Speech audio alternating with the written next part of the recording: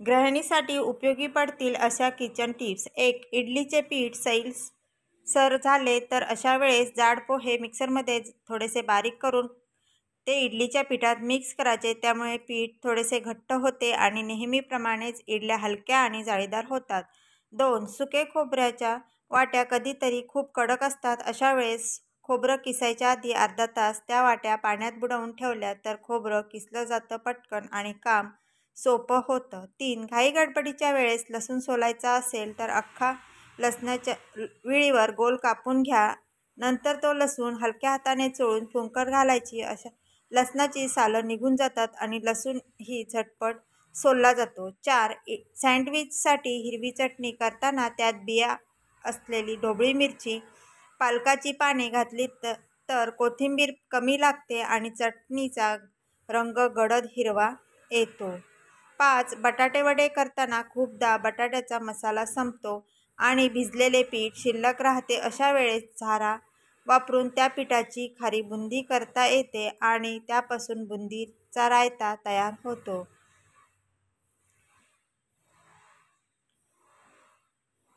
दहीवडे किंवा मेदूवडे करताना वडे न तळता अप्पे पात्रात केले तर तेल कमी लागते आणि पदार्थाची चवीतही काही फरक पडत नाही.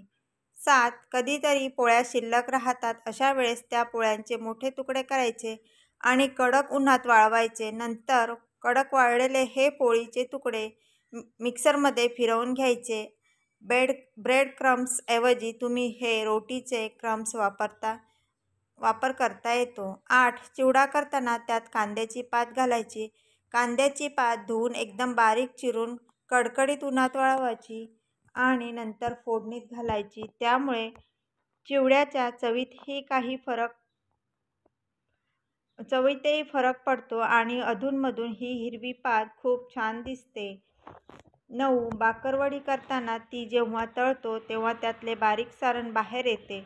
असे होऊ नये म्हणून पाण्यात कॉर्नफ्लॉवर घालून थोडी सैलसर पेस्ट करायची. बाकरवडी तळायच्या आधी दोन्ही बाजूंनी कॉर्नफ्लॉवरच्या पाण्यात बुडवून मग तळायची.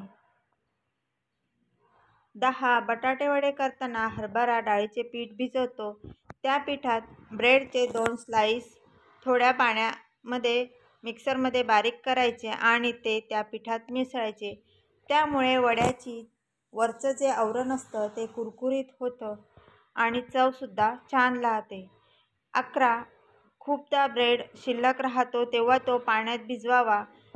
नंतर पाणी काढून टाकावे, मऊ करावा. त्यात मिरच्या, कांदा, धणे, जिरे, तिखट, मीठ घालून हे मिश्रण ताकात घट्टसर भिजवून त्याचे थालीपीठ बनवावीत.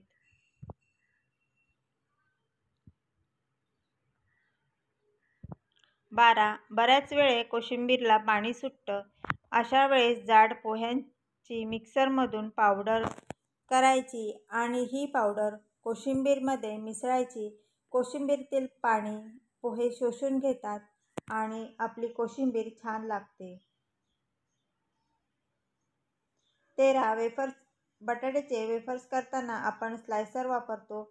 या स्लायसरचा वापर उभा कांदा चिरायला करता येतो. एका कांद्याचे 2 भाग करायचे आणि कांद्याची जे टोकं असतात ते काढून स्लायसर्सवर कांद्याचे काप करायचे. एकसारखा कांदा आकारात उभा मिळतो. भजीच्या वेळेस आपण असं करू शकतो. 14. दुधाला विरजण लावतो त्याच वेळेस दुधामध्ये वाटलेली आलं, हिरवी मिरची, पुदिना घालायची आणि त्या दुधामध्ये मिसळायची. दही तयार झालं की रवीने घुसळायचं.